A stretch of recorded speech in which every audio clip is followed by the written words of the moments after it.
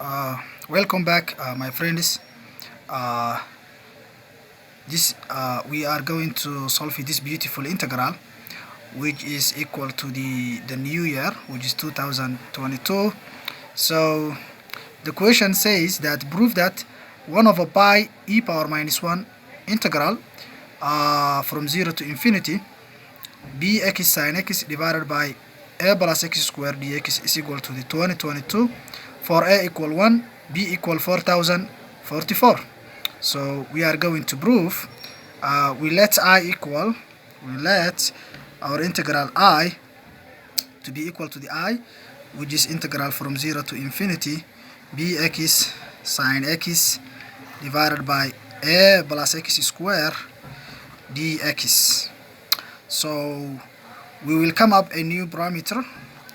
So we say I of t equal integral from 0 to infinity bx sin t of x divided by a plus x squared dx for t equal 1, because if we evaluate this integral at t1, we go back to our old integral, or our original integral. So we take both sides we use Laplace transform. Use Laplace transform to evaluate this. Use Laplace transform. So we take the Laplacian of both sides. So Laplace of I of t equal integral from 0 to infinity bx divided by a plus x squared sin tx e to the minus st dt dx. So this is equal, remember Laplace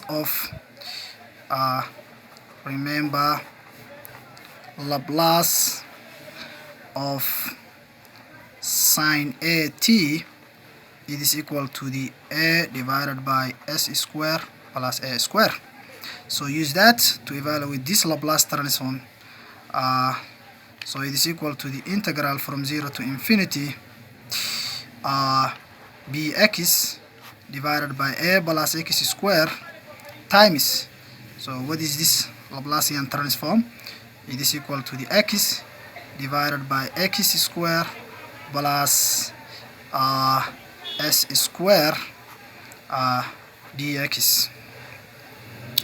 So it is equal to this implies that integral from 0 to infinity bx squared divided by a plus x squared into x squared plus s squared dx. So we use a partial fraction decomposition to decompose this fraction.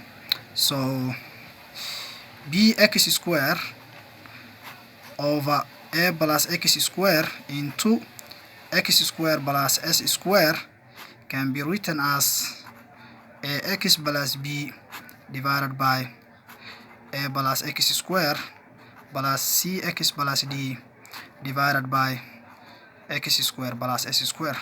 And if you go through this decomposition, you will find that a is 0, c is 0, b is equal to you will find that b equal minus ab divided by s squared minus a, and d equal bs divided by bs squared divided by s squared minus a. So those are the values from the decomposition. So now so we say that the integral is equal. So we say that so a equals 0, so what we are left with b, and c equals 0, we left with d. So what is b? b is minus ab divided by s square minus a, integral from 0 to infinity, okay, of 1 over a plus x square dx, plus, so d equal bs square divided by s square minus a, integral from 0 to infinity of 1 over x square plus s square dx. So this implies minus ab divided by s square minus a. I can rewrite this integral as it is equal to the tan inverse, but it is equal to the 1 over square root of a tan inverse x of a square root of a from 0 to infinity, plus bs square over s square minus a times 1 over s tan inverse of x over s from 0 to infinity. So it is equal to the minus ab divided by square root of a into s square minus a times, at infinity you get infinity over root a, which is infinity. Tan inverse of infinity is pi over 2. At 0 is 0, plus this s cancels with that s, and you left with bs divided by s square minus a times, at infinity tan inverse infinity is just pi over 2. At 0 is 0, so you take a common factor of pi over 2, which is equal to the pi over 2 of whole thing, which is you get bs divided by s square minus a minus, just rearrange it, bs of s square minus a minus ab divided by square root of a into s square minus a. Okay, so we go to this. So what we have found is that the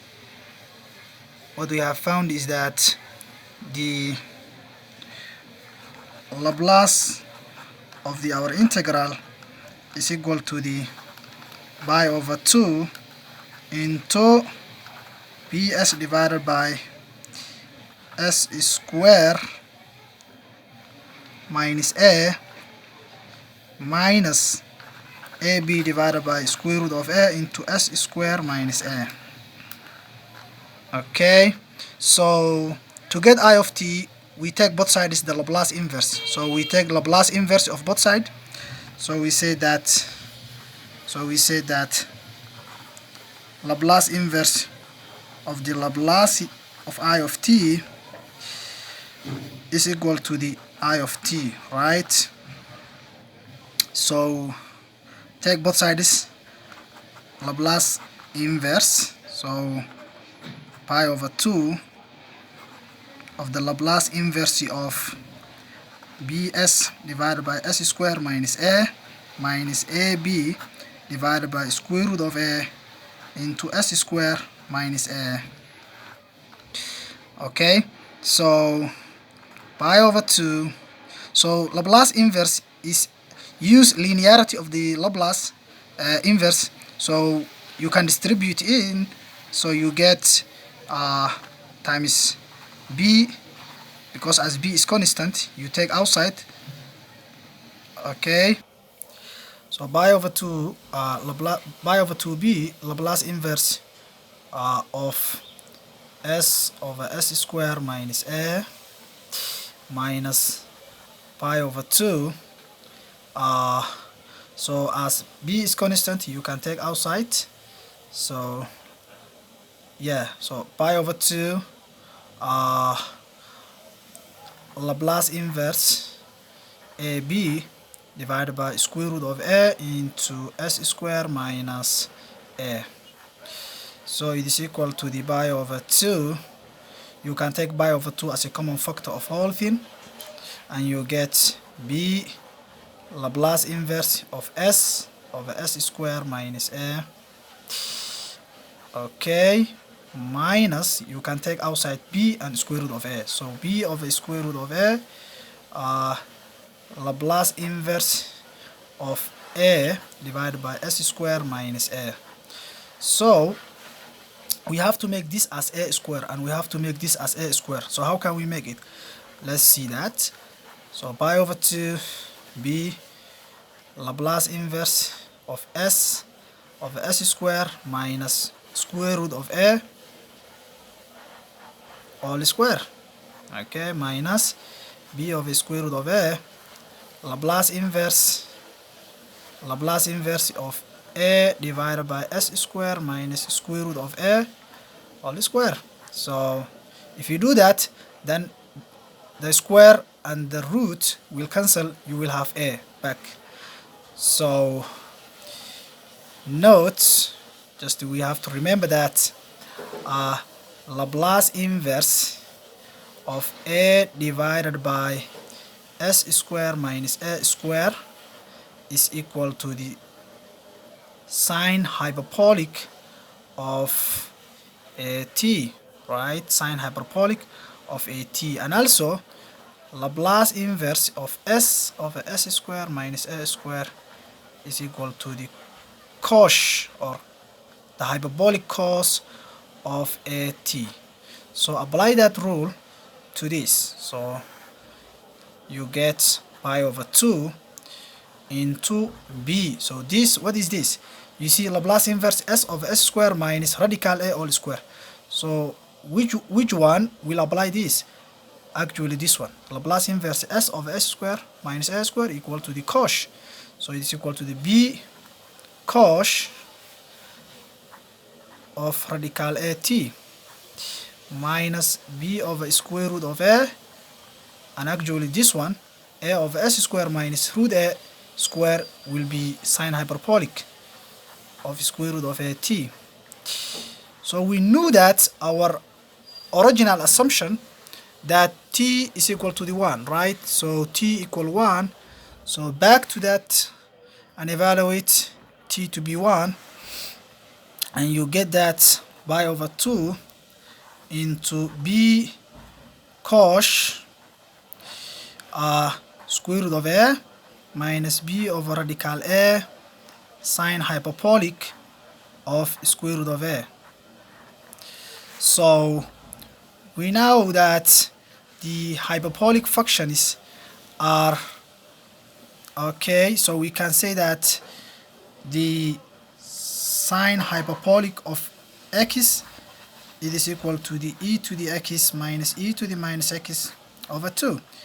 Also cos of x is equal to the e to the x plus e to the minus x over 2. So use that rule, okay, so it's equal to the pi over 2 b times e to the square root of a plus e to the minus square root of a divided by 2, okay, minus b over square root of a times e to the square root of a minus e to the minus square root of a divided by 2, okay. So it's equal to so we have to evaluate, we have to change the value of b and a. So what values that we are going to change? So we already take our integral. This integral is equal to 2022 if you take a to be 1 and b equal 4044.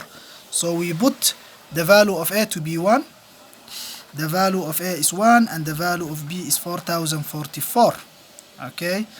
Actually this is the generalization of the integral, so this value is the generalization of the integral. So we evaluate the value of a and the b to get our desired number, which is 2022. So it is equal to the pi over 2, b is just the 4044 times, if we put a to be 1, you get e to the 1, okay, plus e to the minus 1 divided by 2 minus b is actually 4044 divided by 1 times e to the 1 minus e to the minus 1, okay. and is equal to the pi over 2, okay, actually divide by 2, sorry, divide by 2. So this 2 and this 4044, if we divide, we get 2022, right? So 2022 times e to the 1 plus e to the minus 1 minus, and also this 2 and this 4044 will cancel. You will left with 2022, right? So 2022 into e to the 1 minus e to the minus 1, right? So distribute this and see the magic. The magic will happen, right? So 2022 times e, you get 2022 e plus 2022 e to the minus 1 minus 2022 times e, 2022 e minus times minus plus 2022 times e to the minus 1. So you see that 2022e cancel with 2022e, and you left with pi over 2 into 2022 e power minus 1 will be added 2022 e power minus 1, which is twice or 2 times 2022 e power minus 1, right? These two cancel these two, okay? It is equal to, because this 2022 e power minus 1 will be added 2022 e power minus 1, and you get twice of that, right? Because they are same. 2 times 2022 e power minus 1. So these two will cancel these two, and you are left with 2000. You are left with 2022 by e power minus 1. Look, if you look back our equation or our question, we have a multiplier, okay? We have a factor. This factor is 1 over pi e power minus 1. So we have to multiply whatever the integral comes, we have to multiply this factor. So if we multiply that factor to this number pi e power minus 1, we are left with 2022. We have to do that. So 1 over pi e power minus 1 times 2022 by e power minus 1, and you see that pi cancels pi and e power minus 1 cancel that, and you left with 2022. And that is the last answer for our integral, which is the new year 2022. So happy new year all of my friends, and we are done the question. So thank you. If you like this video, please subscribe to my channel and share to your friends. Thank you so much.